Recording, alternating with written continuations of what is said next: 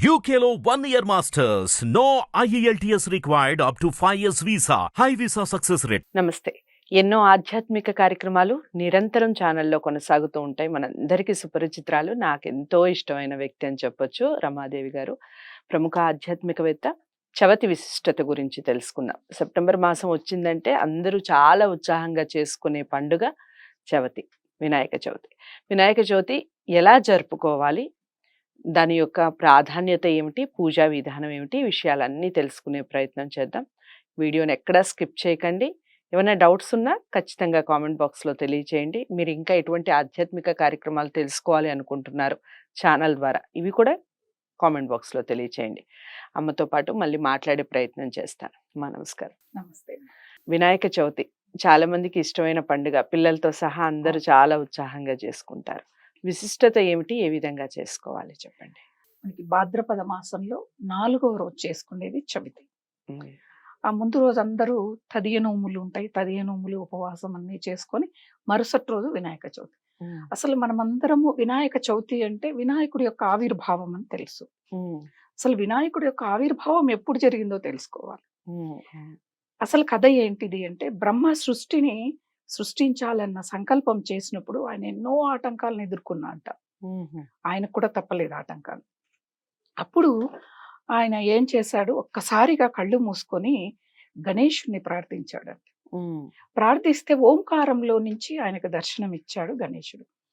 మరి పురాణ కథనాల ప్రకారం మనం భాద్రపద మాసంలో చేసుకుంటున్నాం. రైట్. అంటే ఆయన ఎప్పుడూ ఉన్నాడనే దానికి అర్థం ఈ యొక్క కథ అన్నమాట. ఉమ్, అప్పుడు బ్రహ్మకి ఆటంకాలన్నీ తొలగిపోయి చాలా చక్కగా సృష్టి అనేది జరిగిందంట. అంటే ఆటంకాలని తొలగించేవాడు మన విఘ్నేశ్వరుడు. సరే, పురాణ కథనాల ప్రకారం ఆయన యొక్క ఆకారం మనకి అందించబడింది ఈ భాద్రపద మాసం చవితి రోజు. అందరికీ కథ తెలిసిందే. అమ్మవారి స్నానానికి వెళ్తూ స్వామివారిని ఒక పసుపు ముద్దని, అంటే ఆ అమ్మవారు స్వామివారిని గురించి ఆలోచిస్తూ ఉమ్, ఆవిడ స్నానానికి తయారు చేసుకున్న ఆ పసుపు ముద్దని ఏదో ఆ ఎక్కడో ఆలోచనతో ఉమ్, ఆవిడ ఒక రూపాన్ని తయారు చేసింది. తర్వాత చూస్తే ఆ రూపాన్ని చాలా అందంగా ఉంది. అవును. ప్రాణం పోసి అమ్మవారు, ఉమ్, సరే ఇంకా స్వామివారు రాలేదు కదా, ఎవరు వచ్చినా లోపలికి రానియొద్దు అని అందరికి పురాణ కథ తెలిసింది. ఇది కొత్తగా చెప్పక్కర్లేదు. కాకపోతే వినాయకుడి ఆరాధన అనేది అందరి ఇళ్లలో విగ్రహం తెచ్చి చేసే ఆ సాంప్రదాయం ఉండదు, అవును. కొంతమందికే ఉంటుంది. ఉమ్, ఆ ఉమ్, కొంతమంది కూడా, నేను ప్రతి ఒక్కళ్ళకు చెప్పేది, విశిష్టతల కంటే దాని యొక్క కథ కంటే కూడా పర్యావరణాన్ని కాపాడడం అనేది ప్రధానం. చాలా ఇంపార్టెంట్. మనము భక్తి ఇక్కడ ప్రధానం. నేను ఇంత విగ్రహం పెట్టాము, మేము ఎన్నో అలంకరణలు చేశాము, ప్లాస్టిక్ పువ్వులు, ఏవేవో దీపాలు ఏవో పెట్టి చేస్తూ ఉన్నారు. అది కాదు. స్వామి వారిని ఇంతకంటే ఎక్కువ ఇంట్లో పెట్టి ఆరాధన చేయవలసిన అవసరం లేదు. అది కూడా మట్టితో తయారు చేసింది. మట్టితో తయారు చేసిన వినాయకుడు అయితే మనము మొత్తము పసుపుని పూసి చక్కగా గంధము కుంకుమ బొట్టు పెడితే ఎంత అందంగా స్వామి కనిపిస్తాడు. జంధ్యాన్ని అలంకరించి పువ్వులు అటు ఇటు మొక్కజొన్న కంకులు, చెరుకు గడల, స్వామికి అవన్నీ ఇష్టమే కదా. అంటే ఆయన యొక్క అవతారంలో సగము ఏనుగు, సగము మానవ అవతారం. భగవంతుడు ఇలా చాలా అవతారాలు ఎత్తాడు. మహావిష్ణువు తీసుకున్న ఆ అవతారాల్లో చాలా వరకు సగము ఏదో ఒక జంతువు, సగం మానవుని అవతారాలు మనం చూస్తూ ఉంటాం. అలా విఘ్నేశ్వరుడు. అయితే విఘ్నేశ్వరుడి యొక్క ఆకారంలో మనం గమనించాల్సింది ఏంటి అంటే, స్వామివారి తొండము ఇట్లా లోపలికి ఉంటుంది. మామూలుగా ఏనుక్కి పొడవుగా అలా ఉంటుంది. ఇక్కడ ఇందులో అంతరార్థం ఏంటిది అంటే, అంతర్ముఖంగా ప్రయాణం చేయిస్తే భగవంతుణ్ణి పట్టుకుంటామనే దానికి సంకేతంగా మనకి ఇక్కడ విఘ్నేశ్వరుడు తొండాన్ని లోపలికి పెట్టుకుంటాడు. అంటే లోపలికి అంటే ఎడం పక్కక కుడి పక్కక అనేది ఉంటుంది. విఘ్నేశ్వరుడి యొక్క ఆరాధన అనేది జ్ఞానాన్ని కలిగింపచేస్తుంది. అజ్ఞానం తొలగిపోతుంది, సంపదలు కలుగుతాయి. అజ్ఞానం తొలగిపోతే సంపద దానంతకదే వస్తుంది. అజ్ఞానంతోనే కదా మనకి సంపద రాకపోవటం, జ్ఞానంతో సంపద వస్తుంది మనకి. కాబట్టి అందులో ముఖ్యంగా ఈ ఆరాధనలో మనం పత్రులు, మన పర్యావరణానికి సంబంధించిందే మనం పూజ చేస్తున్నాం. కాబట్టి ఆ పత్రులు ఎందుకు అంటే, మనకి ఇప్పుడు బాగా వర్షాలు పడే మాసం భాద్రపద మాసం. పాత నీరు వెళ్ళి కొత్త నీరు వస్తుంది. ఆ నీటి వల్ల అనారోగ్య సమస్యలు వస్తాయి అంటూ ఉంటారు. ఎర్ర నీళ్లు పారుతూ ఉన్నాయి అని అంటే మట్టితో కూడుకొని క్రిమికీటకాలతో కూడుకున్న నీరు ఏర్లై పారుతుంది. ఆ నీటిని అంటే ఒకప్పుడు కాలంలో అలానే సేవించేవాళ్ళు. మనకిప్పుడు ప్యూరిఫైర్లు వచ్చాయి, ఆక్వాగార్డులు వచ్చాయి, వాడుతూ ఉన్నాం. Right. వాళ్ళు ఏం చేసేవాళ్ళు అంటే వినాయకుడికి చేసే పత్రులన్నీ కూడా ఔషధ గుణాలు ఉన్న పత్రులే పూజ చేసేవాళ్ళు. తర్వాత నిమజ్జనం చేస్తే ఆ నదిలో ఈ పత్రుల వల్ల ఆ ఎర్ర నీరు అంటే బ్యాక్టీరియా, చెడు బ్యాక్టీరియా అంతా చనిపోయేది, వెళ్ళిపోయేది. స్వచ్ఛమైన నీటిని అందిస్తుంది నది కానీ, ఏరు కానీ, ఏవైనా కానీ అన్నమాట. అందుకు వినాయకుడికి పూజ చేస్తే ఈ పత్రాలతో పూజ చేస్తే మంచిది అని చెప్తూ ఉన్నారు. అలాగే నైవేద్యాల విషయంకి వచ్చే వరకు ఒక్కొక్కళ్ళు మేము 21 చేసాము, 50 చేసాము అని చెప్పి మనకి ఇప్పుడు ఎందుకంటే సోషల్ మీడియా వచ్చాక ఇన్ని రకాలు చేస్తారనేది అందరికీ తెలుస్తుంది. లేకపోతే ఇంటి సాంప్రదాయం ఏదో అదే. చాలా మంది పాయసము, పాల తాలికలో, ఉండ్రాల్లో చేసి పెడతారు. అంతకంటే ఏమీ ఉండదు. కొంతమంది పూర్ణాలు, బొబ్బట్లు, కుడుములు, కుడుముల్లో ఎన్నో రకాలు, ఎన్నో రకాల కూరలు, రైసులు, ఇలా చాలా చాలా చేసి పెడతారు.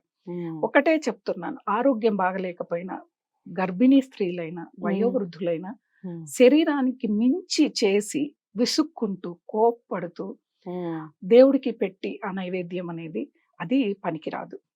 మీరు ఒక్క రకం చేసి భగవంతుడి దగ్గర భక్తిగా పెట్టండి, అది ఆయన ఆనందంగా స్వీకరిస్తాడు. ఆయన అనుగ్రహ భాషణమే కదా ప్రసాదం అవుతుంది. అంతే. ఇంకోటి, వినాయకుడి దగ్గర మనం గుంజిళ్ళు తీస్తాం. గుంజిళ్ళు తీయటం వల్ల చదువు బాగా వస్తుంది అంటారు. చదువు చిన్నప్పటి నుంచి అది పని చేపిస్తారు. ఇప్పటికి కూడా చాలా మంది రోజు గుంజిళ్ళు తీసే వాళ్ళు ఉంటారు. అసలు గుంజిళ్ళు తీసేది వినాయకుడికనే కాదు, ఇక్కడ జ్ఞానం అని వస్తుంది. మనకి ఎలా వస్తుంది అంటే, గుంజిళ్ళు తీయటం వల్ల మూలాధార చక్రం యాక్టివేట్ అయినప్పుడు, అది యాక్టివేట్ అయితే జ్ఞానం కలుగుతుంది. ఆ మూలాధార చక్ర అధిపతి ఎవరు అంటే విఘ్నేశ్వరుడు. కాబట్టి గుంజిళ్ళు తీయండి అంటారు. చదువు బాగా వస్తుంది. అసలు చిన్నపిల్లలందరూ వారి పుస్తకాలు దేవుడి దగ్గర పెట్టడం, ఈ రోజు ఆరాధన చేయటం, అది చిన్న చిన్న విఘ్నేశ్వరుని చూసి చిన్నపిల్లలు బాగా అట్రాక్ట్ అవుతారు. బాగా భలే, అంటే ఆ ఏనుగు ముఖం పెట్టుకొని స్వామివారు బాగా ఇప్పుడు బాగా క్రియేటివిటీ పెరిగిపోయామా, పిల్లలు కూడా చేస్తున్నారు. మట్టి తీసుకొచ్చి పిల్లలు స్కూల్లో ఒక అవేర్నెస్ తీసుకొచ్చారు కొంత మట్టి. కాకపోతే ఏదైనా ఎక్కువ కాకూడదు. మనకి అసలు వీధి మంటపాలు ఎప్పుడు వచ్చాయి? అనాది నుంచి ఉన్నాయా? లేవు. స్వాతంత్ర సమరంలో లాలా లజపతి రాయ్ సభలు ఏర్పాటు చేసుకోవడం కోసం బ్రిటిష్ వాళ్ళు సమయం ఇవ్వకపోతే, వినాయక చవితి వచ్చింది, సరే ఒక మంటపం పెడదాం ఊరికొకటి పెట్టి చేద్దామని మొదలు పెట్టింది. కానీ మనం ఏం చేస్తున్నాము, వీధికి 2, 3 పెడుతున్నాం. పెట్టడం వల్ల నష్టం ఏంటిది అంటే, మనకి పూడిక తీతలకి ప్రభుత్వానికి కోట్లు ఖర్చు అవుతుంది నిమజ్జనం చేస్తే. అవును, వీధికి ఒకటి. ఇప్పుడు హైదరాబాద్ లాంటి నగరం అనుకుందాం, దిల్షు నగర్ మొత్తం ఒక్క వినాయకుడు సరిపోతాడు కదా. పర్యావరణాన్ని కాపాడుకోవాలి.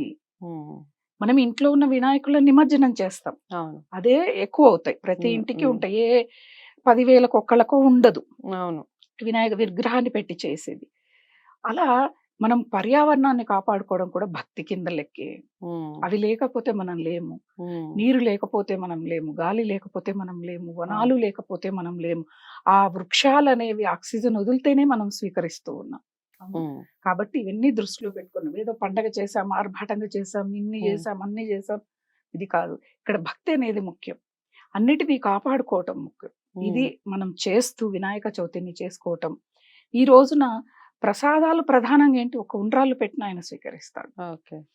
ఉండ్రాళ్ళల్లో మరి తీపి పదార్థం ఉండదు కదా అంటే, సరే ఆ తీపి పదార్థం పాయసం, పాల తాలికలు ప్రధానంగా పెడతారు. చాలా మంది వినాయక చవితికి పాల తాలికలు పెడతారు. కొన్ని ప్రాంతాల్లో చవితి రోజు కాకుండా మరుసటి రోజు పాల తాలికల ప్రసాదం పెట్టి ఆ స్వామి వారికి మళ్ళీ కొబ్బరికాయ సమర్పించి వాళ్ళు పూజ చేసుకుంటారు. మరి ఈ రోజు ఏం చేస్తే మంచిది అని అంటే, భక్తి శ్రద్ధలు ముఖ్యంగా ఉండాలి. ఉంటేనే అక్కడ సంపూర్ణం అవుతుంది పండగని. వ్రత కథ, కొంతమందికి పూజారి ఇంటికి వచ్చి పూజ చేయిస్తాడు, వ్రత కథ చెప్తాడు. కొంతమందికి ఏం లేదు, ఏదో స్వామివారి యొక్క అష్టోత్తరం చదువుతారు, ఆ తర్వాత పూజ యథావిధిగా ఇంట్లో నైవేద్యాలు పెట్టడం, ఇవన్నీ కూడా చేస్తారు. అలా మనం వినాయక చవితిని భక్తి శ్రద్ధలతో పర్యావరణాన్ని కాపాడుకుంటూ ఆరోగ్యాన్ని దృష్టిలో పెట్టుకొని చేస్తే వినాయకుడు కూడా సంతోషిస్తాడు. చాలా అంటే చాలా చక్కటి మెసేజ్ ఇచ్చారమ్మా ఈ వీడియో ద్వారా. మనందరికి కూడా మనందరం పాటించాల్సిన మెయిన్ నియమాలు ఏమిటి అనేది వీడియో ద్వారా తెలుసుకున్నాం. పండగకి చాలా మంది ఆనందోత్సాహాల మధ్య జరుపుకుంటారు. పండగ వాతావరణం అంటేనే అసలు ఆనందం. అలాంటి ఆనందాన్ని కలుషితం చేయటం కరెక్ట్ కాదు. సో ఈ కలుషితాన్ని మనం అందరం నివారించాలి అంటే ముందు మట్టి విగ్రహాల్ని పెట్టుకోవడం ఎంత ఇంపార్టెంటో, అమ్మ చెప్పినట్టుగా వీధికి 4, 5 పెట్టేసి అందరూ రణగణ ధ్వనులు అంటారు కదా, అలాంటి ధ్వనుల మధ్య కన్నా చక్కగా భక్తి శ్రద్ధలతో పండగ జరుపుకోవడం చాలా చాలా ఇంపార్టెంట్. అందరికీ అవేర్‌నెస్ తీసుకురండి తప్పకుండా. వీడియోని అందరికీ షేర్ చేయండి, లైక్ చేసి ఛానల్‌ని సబ్స్క్రైబ్ చేసుకోండి. మరో మంచి అంశంతో మళ్ళీ కలుద్దాం. నమస్తే.